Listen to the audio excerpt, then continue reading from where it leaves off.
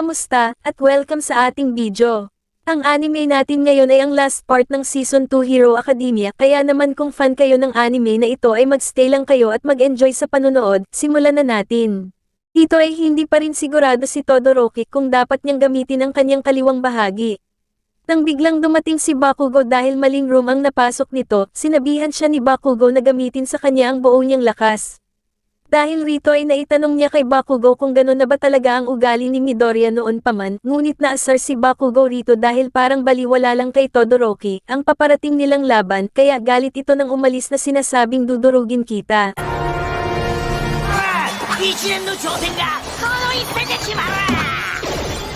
Sa pagsisimula ng laban, inatake ni Todoroki si Bakugo gamit ang kanyang kapangyarihang yelo. Nagalit si Bakugo dahil gusto niyang labanan siya ni Todoroki sa buo nitong lakas. Ayaw sana gamitin ni Todoroki ang true power niya, ngunit nagbago ang isip ni Todoroki nang nag-cheer sa kanya si Midoriya. At dahil rito nagpa siya si Todoroki na gamitin ang kanyang kaliwang bahagi, ngunit nang gagamitin na ni Bakugo ang kanyang Howitzer Impact, ay paasa lang pala nang biglang huminto ito.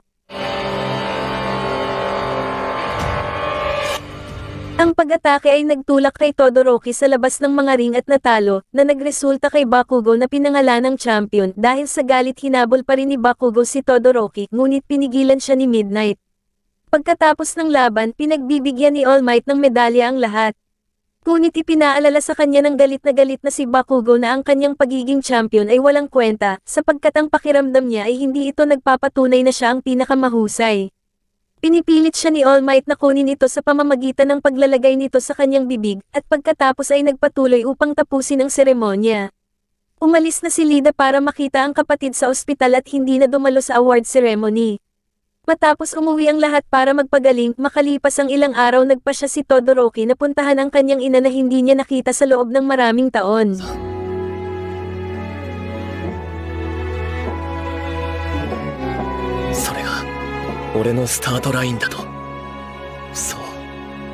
Tapos na ang sports festival, at halos gumaling na ang mga pinsala ng lahat. Nagbago na ang lahat mula noon, ayon kay Midoriya. Pagpasok niya sa classroom ay nag-usap ang lahat na sikat na raw sila at pinagtitinginan, sabi ng babaeng hindi nakikita. Pagdating ni Teacher Aizawa ay inanunsyo nito na ang bawat isa ay kailangang gumawa ng sariling codename. Isa-isa na sila nagpahayag ng mga codename, ang pinili ni Lida ay ang codename ng naaksidente niyang kapatid. Pero para kay Midoriya ang pinili niya ay ang codename na Deko na ginawang inspirasyon ni Uraka, na ang ibig sabihin ay kaya mo yan. At dahil marami sa mga estudyante ang nakakuha ng maraming alok mula sa mga pro-hero, lahat ay magsasagawa ng isang linggong internship sa isang hero agency. Pagkatapos nito, lahat ay abala sa pagpili ng isang agency para sa kanilang internship. Hindi pa rin sigurado si Midoriya kung aling agency ang dapat niyang salihan nang biglang lumitaw si All Might. Sinabi niya kay Midoriya na nag-alok ang kanyang dating guro ng internship, habang for the kabado si All Might na kinabahala niya dahil mukhang mahigpit magturo ang guro na iyon. At tinanggap ito ni Midoriya bago siya umalis kasama si Uraka. Samantala, pumili si Lida ng isang agency sa lugar kung saan inatake ang kanyang kapatid. Kinabukasan, ang lahat ay naghahanda para sa internship. Pag-uwi ay nabalitaan ni Midoriya ang nangyari sa kuya ni Lida. Lumipas ang ilang araw, nilapitan nila Uraka at Midoriya si Lida para pagtibayin ang pagkakaibigan nila at sumang-ayon naman si Lida bago lumayo. Pagtalikod nagbago ang kanyang ekspresyon mula sa isang ngiti at naging isang mapaghiganti na titig. Pagkatapos nagpunta na si Midoriya sa bahay ni Gran Torino at natakot na makita niya ito na nagpapanggap na patay.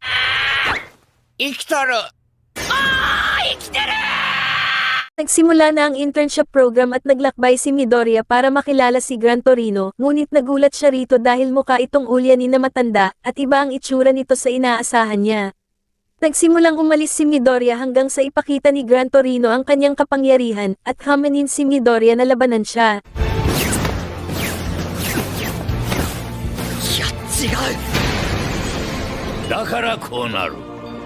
Samantala, hinahanap ni Lida ang hero killer na si Stain dahil sa pagkakabaldado nito sa kapatid niya. Habang ang iba pang estudyante ng Class A ay abala rin sa kani-kanilang internship. Si Midoriya ay nagsasanay ng husto kay Gran Torino at sa wakas ay nagsimula niyang maunawaan ang one for all. Inutusan ni Gran Torino si Midoriya na painitan ang pagkain na binili niya, ngunit ginulo ito ni Midoriya sa pamamagitan ng walang paalam na pagkain rito. Matapos siyang pag-alitan ni Gran Torino dahil sa pag-foul up sa mga frozen na pastry, hinalintulad ni Midoriya ang kanyang sarili rito. Napagtanto niya na tulad ng mga pastry, kailangan niyang hayaan ang enerhiya na damaloy ng pantay-pantay sa buong bahagi ng kanyang katawan. Pinagmamasdan ng mabuti ni Gran Torino habang patuloy na ikinakalat ni Midoriya ang kapangyarihan ng One for All sa buong katawan niya, humanga siya kung gaano ni Midoriya natutunan ang kanyang simbolikong kakayahan. Pagkatapos ay hinamon niya muli si Midoriya gamit ang kanyang bagong pinagkadalubhasaan na kakayahan na tinawag na One for All Full Kaolin. Nagsimula na ang kanilang kunwaring labanan, pinipigilan ni Gran Torino ang daloy ng kapangyarihan ng One for All sa pamamagitan ng paghampas kay Midoriya mula sa iba't ibang direksyon. Hindi ito makakaunter ni Midoriya dahil sa bilis ni Gran Torino, nagtago si Midoriya sa ilalim ng mesa para makakuha ng buwelo at sapat na oras para i-activate ang One for All Full Kaolin. Si Midoriya ay lumundag sa hangin at muntik ng matamaan ang matanda, ngunit si Gran Torino ay nakadiskarte at nakasunod kay Midoriya. Ngunit napatunayang napakabilis ni Gran Torino at mabilis na umiwas sa atake bago ay headbutt si Midoriya sa isang pader. Pagkaraan ng 3 minuto, naisip ni Gran Torino na si Midoriya ay nag-improve at naging karapat-dapat pagkatapos nitong hawakan ang pistol. Ngayong alam na ni Midoriya kung paano kontrolin ang ilan sa kanyang mga kapangyarihan, nagsimula siyang magsanay ng higit pa kasama si Gran Torino upang maperpekto ang kapangyarihang iyon.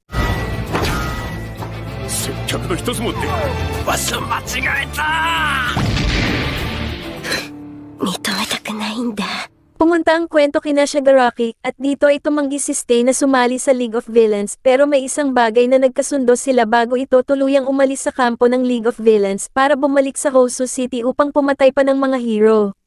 Pumunta rin si Shigaraki sa Hoso na naglabas ng ilang nomo sa lungsod. Ito ay para pagbayarin si Stain sa paghamak sa League of Villains. Gusto ni Shigaraki na makalimutan na ng mga tao si Stain at mapunta sa kanya ang hype. Pinakita si Stain na papatayin ng isang hero nang biglang dumating si Lida para ipaghiganti ang kanyang kuya. Samantala nagpa siya si Gran Torino na dalhin si Midoriya sa Shibuya City, at nag-aalala si Midoriya rito dahil may kutob siya na may hindi magandang mangyayari dahil sa hindi pagsagot ni Lida sa mga chat niya. Maya-maya pa ang kanilang train ay inatake ng isang nomo nang madaanan nila ang Hoso.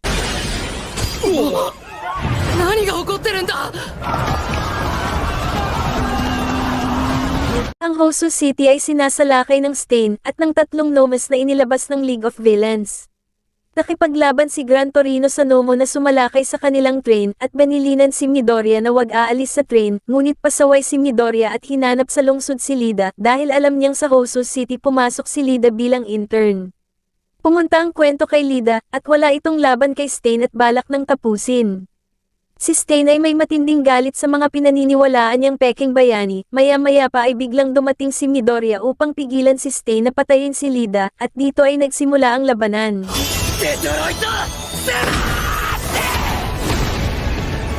Ngunit nang malapit na matalo si Midoriya ay biglang dumating si Todoroki nang ginamit ni Stain ang kanyang quirk para maparalisa si Midoriya. Pinagalitan niya si Midoriya dahil hindi niya ipinaliwanag ng detalyado ang sitwasyon dahil mas maaga sana siyang nakarating doon. Habang inaalam ni Midoriya ang sikreto ng kapangyarihan ni Stain, nagsisikap si Todoroki na iwasan ang mga pag-atake ni Stain. Habang si Lida ay sinisisi ang sarili dahil pahamak siya at nagpabulag sa galit ng paghihiganti. Matapos subukang iligtas ni Todoroki si Lida tulad ng ginawa ni Midoriya para sa kanya, nahihiyang pinagmasdan ni Lida ang kanyang sarili at sinimulang igalaw ang kanyang kamay. Sa wakas nakagalaw na si Lida at sumali sa labanan kasama sina Todoroki at Midoriya.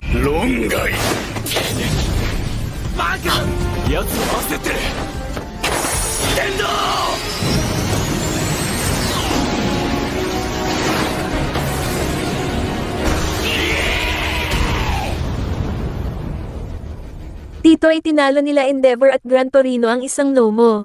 Samantala sa gitna ng hindi madaling pakikipaglaban kay Stain, ay nagawa pa rin nilang matalo ito. Malala at malubha ang pinsalang natamo nila rito. Tinalo ni Endeavor ang natitirang nomo at kinokontrol ang sitwasyon.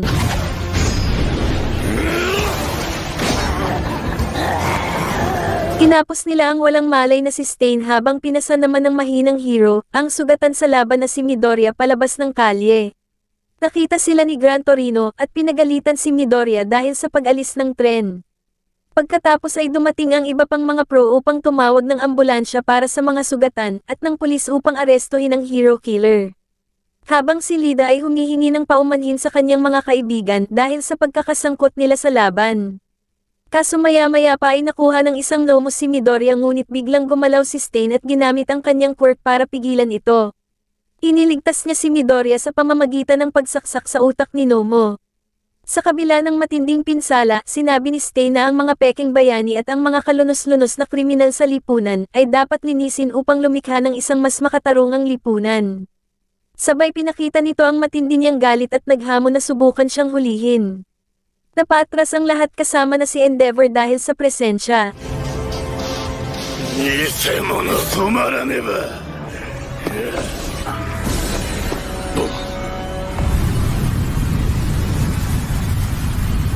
Sabay maya-maya pa ay nawalan ito ng malay dahil sa butas-butas nitong baga na tinamo nito sa pakikipaglaban sa grupo nila Lida.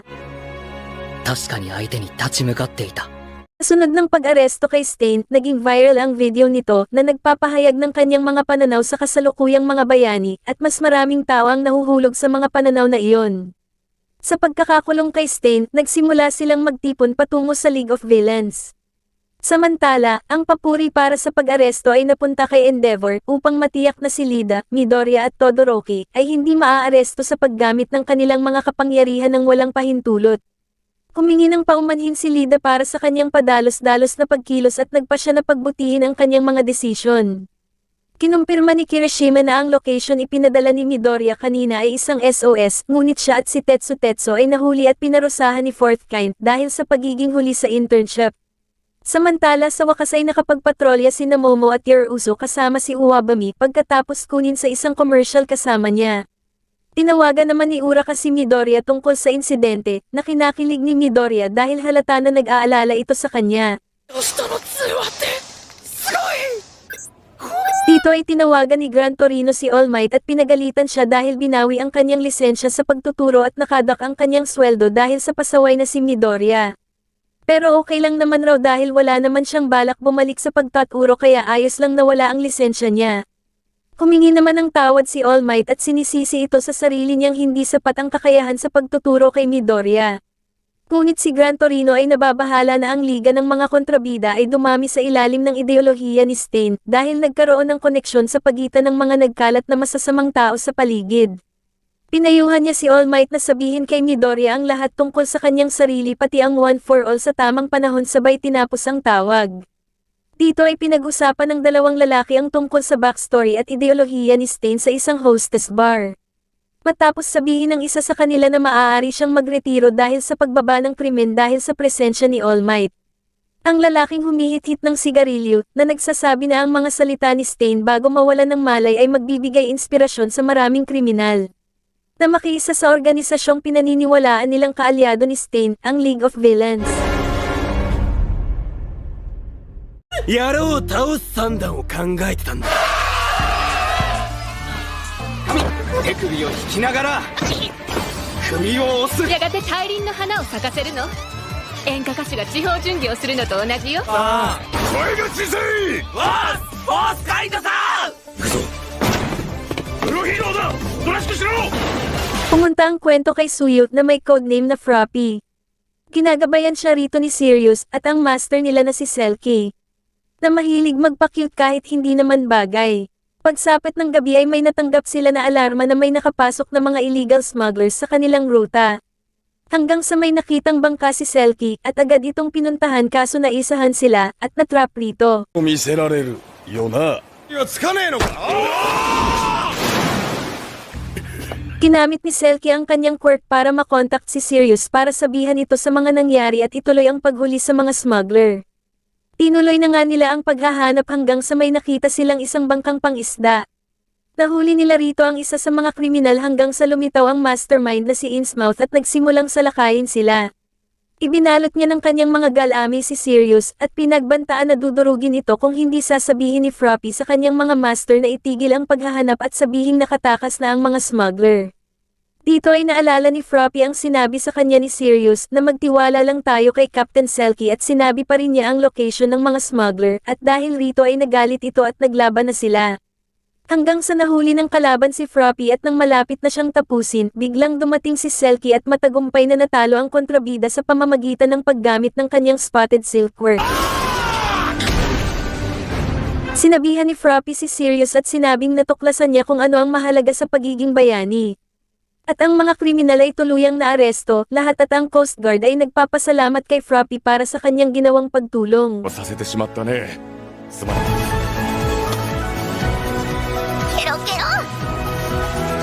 Nagpaalam na si Midoriya kay Gran Torino pagkatapos ng isang linggong pagsasanay. Nagpapasalamat siya sa kanyang mentor sa pagtulong sa kanya na magkaroon ng higit na kakayahan kontrolin ang kanyang quirk. Habang papalayo si Midoriya, bumalik si Gran Torino sa kanyang pag-ulyanin at itinanong kay Midoriya ang kanyang pangalan. Sa una ay nalilito si Midoriya dito, ngunit napagtanto niya kung ano ang tunay na hinihiling ni Gran Torino at sumagot ng Deco. Natuwa sa sinabi ni Midoriya, sabay kinawayan siya ni Gran Torino at naghiwalay na sila ng landas. Pagkatapos ng kanilang internship, lahat ay bumalik sa paaralan at nag-Maritest sa isa't isa tungkol sa kanilang karanasan.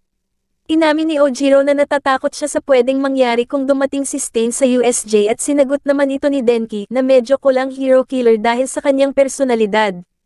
Pinagalitan ni Midoriya si Denki dahil dito at pinaalala na andyan si Lida, humingi naman si Denki ng tawad kay Lida. Inamin ni Lida na si Stain ay maaaring tingnan bilang cool ngunit nagpapatuloy sa pagpatay para sa kanyang sariling layunin. Sa Hero Basic Training Class ng Class 1A, inanunsyo ni All Might na ang kanilang exam ay tungkol sa isang rescue training race sa pamamagitan ng Field Gamma. Nagulat ang lahat na ang bilis na ni Midoriya lalo na si Bakugo na nakaramdam na naman ng inis rito dahil parang kay bilis ng improvement ni Midoriya habang siya ay nagsasayang ng oras sa internship. Pagkatapos ng klase, nagpa siya si All Might na sabihin kay Midoriya ang katotohanan sa likod ng kanyang quirk, ang One for All. Ang tunay na utak ng League of Villains ay ang All for One, isang lalaking kayang magnakaw at magbigay ng quirks. Ang lalaking ito ay may nakababatang kapatid na sakitin na pinilit niyang bigyan ng quirk at doon nagmula ang One for All. Na kaya rin ipasapasa habang palakas ito ng palakas hanggang sa nagawa nga ni All Might na talunin ito kahit na ang kapalit ay ang kanyang pagkabaldado. Ngunit may hinala si All Might na si All for One ay nagbabalik at immortal pero hindi na bahala si Midoriya rito dahil andyan naman raw si All Might nagagabay sa kanya. Nalihim na kinalungkot ni All Might dahil maaring wala na siya pagdating ng araw na iyon. 少年。多分。その子。 Samantala isang lalaking nagulat sa pagkakahuli kay Hero Killer Stain ay sinabi na ang posisyon ni Shigaraki ay pangasiwaan at pag-isahin ang mga bagong kontrabida na sumapi sa League of Villains. うちに謳歌するといいさ。オールマイト。 Nalalapit na ang mga huling pagsusulit at ang klase ay naghahanda para sa kanilang praktikal na exam. Samantala nag-invite si Yuruso sa kanilang mansyon para mag-review at dito ay nalaman nila na mayaman pala ito ngunit parang naging study party ito dahil first time raw na nag-imbita siya. Dito ay sinabi ni Midoriya at sa kanyang mga kaibigan na ang praktikal na pagsusulit ay laban sa mga robot. Matapos maipasa ang 3 araw ng nakasulat na pagsusulit, nabigla ang lahat ng malaman na ang praktikal na pagsusulit ay hindi kasama ang mga robot sa halip, lalaban sila sa kanilang mga guro. Upang makapasa kailangan nilang talunin ang guro o takasan sa arena bago matapos ang oras. Ang unang koponan, sina Kirishima at Sato, laban kay Cementos. Ngunit napansin ni Midoriya na sablay ang diskarte nila dahil hindi katulad ng mga estudyante, si Cementos ay walang limitasyon sa oras sa kanyang quirk. Bilang resulta, sina Kirishima at Sato ay parehong bumagsak sa praktikal na pagsusulit at sa huli ay natalo. 霧島チーム両者気絶によりリタイア。 Ang susunod na pares na kukuha ng praktikal na pagsusulit ay ang team nila Tokoyami at Suyo. Ang kanilang kalaban ay si Ectoplasm na kayang lumikha ng mga clone ng kanyang sarili na pumapalibot sa mga estudyante. Sinabi niya na ang lahat ng mga guro ay ginagawa ang lahat para durugan ang mga estudyante. と覚悟。 Habang nagpapatuloy ang praktikal sa mga huling pagsusulit, nagtutulungan sina Suyo at Tokoyami para iwasan ang hukbo ng mga clone ni Ectoplasm. Parehong ginagawa nila ang best nila sa labanan ngunit naging higanti si Ectoplasm at tuluyan silang nahuli. Ngunit naniniwala si Suyo na pwede pa rin silang manalo dahil malakas si Tokoyami. Nagawa ni Ectoplasm na ibagsak si Dark Shadow ngunit ang kanyang mga binti ay hindi niya namalayang napusasan at hindi niya ito nakita kanina dahil nanggaling ang posa sa bituka ni Suyo. Dahil rito pinuri ni Ectoplasm ang dalawa para sa kanilang katalinuhan at pumasa sila sa praktikal na pagsusulit. Sa ikatlong laban, sina Tenya at Masahiro ay maghaharap laban sa nakabaon na power loader. Naipasa nila ang pagsusulit pagkatapos na itaboy ni Ojiro ang guro at tumawid sa escape gate na nagpabilib sa power loader at binati sila sa pagpasa.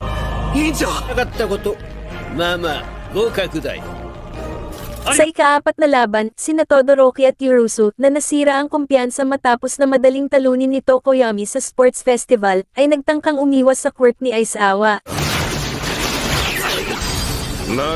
Sinabi ni Todoroki na makakatakas siya kaagad sa mga pagpigil, ngunit inabot siya ni Aizawa mula sa isang poste ng ilaw at inihagis ang mga caltrop sa ilalim niya. Habang nagmamadali si Yurusu patungo sa gate palabas, kinakabahan siyang nag-iisip kung tama ba ang mga desisyon niya o hindi. Kinausap ni Aizawa si Todoroki at sinabihan itong makasarili. Napaisip naman si Todoroki dito at narealize na hindi niya pinagtitiwalaan si Yurusu sa ginawa niyang magplano ng solo.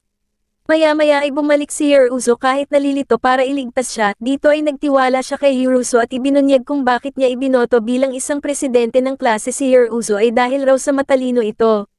Pagkatapos ay gumawa sila ng mas magandang plano para talunin si Eraserhead.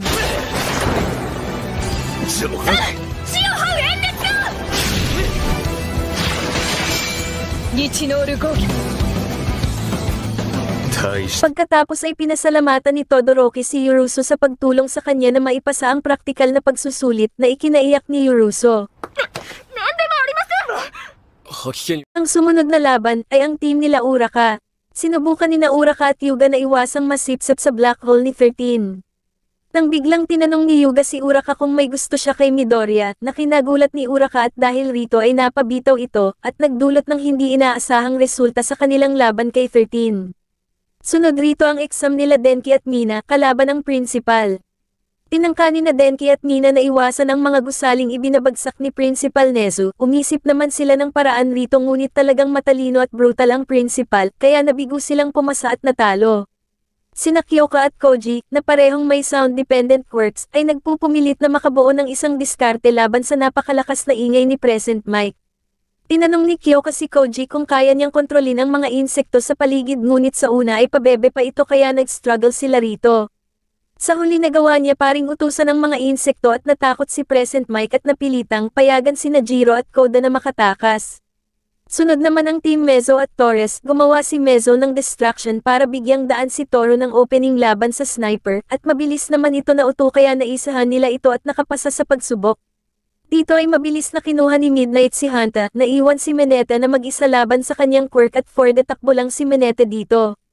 Ngunit maya-maya pa ay sinabi ni Menete na gumawa siya ng isang nakakatakot na aksyon upang ilayo siya sa escape gate at ipinakita ang kanyang sarili na may tape ni Hanta na nakabalot sa kanyang mukha upang hindi mapekto ang usok na nakakaantok ni Midnight. Sinubukan niyang hagupitan siya para sumuko ngunit nadiskartehan ito ni Menete gamit ang Grape Rush na ginagamit upang idikit si Midnight at ang kanyang latigo sa lupa. Na nagpapahintulot sa kanya na makatakas at makapasa sa pagsusulit, hanga rin si Midnight sa kanyang talino. Ang huling pagsusulit ay ang team nila Midoriya at Bakugo laban kay All Might. Pinilit ni Midoriya na kumbensihin si Bakugo na makipagtulungan sa kanya, lalo na't naniniwala si Midoriya na wala silang pagpipilian kundi tumakas pero taliwas ito kay Bakugo na determinadong labanan si All Might ng mano-mano. 町への被害などクソくらいだお旦那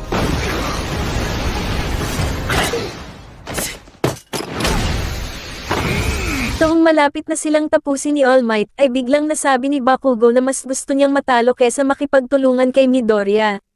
Natila na bad trip rito si Midoriya dahil hindi ito ang Bakugo na kilala niya, hanggang sa sinuntok ito ni Midoriya bago umatras.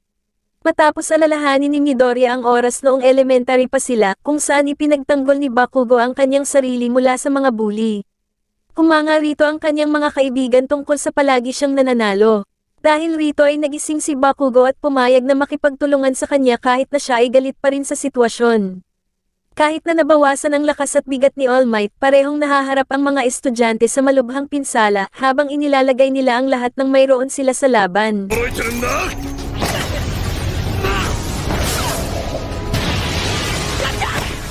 少年たち不本意ながら協力し Dahil sa inspirasyon galing kay Bakugo, tila ay parang nahawa si Midoriya at tinamaan at bagsak si All Might rito. Mabilis niyang hinablat ang kasama at nagtungo sa escape gate. Sinabi ng All Might na maaaring tumakas si Midoriya ng mag-isa, ngunit palaging bahagi ng kanyang pagkatao ang tumulong sa mga nangangailangan. Nakapasa sila sa pagsusulit kasama ang mga kaibigan na nagpapasaya sa kanila sa monitoring room. Sa opisina ng recovery girl at pinagaling niya sina Midoriya at Bakugo, sinermonan nito si All Might dahil sa sobrang pinsala na ginawa nito sa dalawa. Proud na pareho silang lumakas dahil nakangiti sila sa harap ng kahirapan. いろんなことがあった。自分のよ、ステ様の仲間だよね。ねえ、私も入れてよ、ヴィラン連合。 Sa League of Villains hideout, may dalawang bisita ang gustong sumali sa League of Villains. Naikinagalit ni Shigaraki na ang katotohanang ideolohiya ni Stain ang nagbigay inspirasyon sa napakaraming tao at parang natatapakan ang pride niya, samantalang ang kanyang sariling layunin ay hindi halos matagumpay. Samantala, sa UA Kai's Class 1A homeroom, ang mga naniniwalang bumagsak sila sa practical section ng final exam ay nangangamba na hindi sila makakapunta sa training camp sa panahon ng summer vacation. Ngunit pumasok si Aizawa sa silid at sinabi sa lahat na pupunta pa rin sila anuman ang kanilang resulta sa huling pagsusulit. Ang mga mag-aaral ay pupunta sa kampo ng pagsasanay upang lumakas ang mga mag-aaral dahil yun ang kanilang trabaho at tinawag niya itong muli na rasyonal na panlilinlang na ikinagagalit ng marami sa mga estudyante na nadama na sila ay nalinlang. Si Midoriya at ang kanyang mga kaklase ay pumunta sa isang shopping trip upang maghanda para sa summer training camp. Sa mall ay nagpakita si Shigaraki at panandali ang hinawakan si Midoriya na hostage. Bago umalis, ipinaliwanag niya ang kanyang ideolohiya at motibo kay Midoriya. Maya-maya pa ay dumating na si Uraka. シガラギトムラないな。それより、 Ang UA ay natapos ang unang semestre ng high at magsisimula na ang summer vacation, habang plano ng All for One na i-develop si Shigaraki para palitan siya sa hinaharap. 全ては彼に決めさせる僕となるための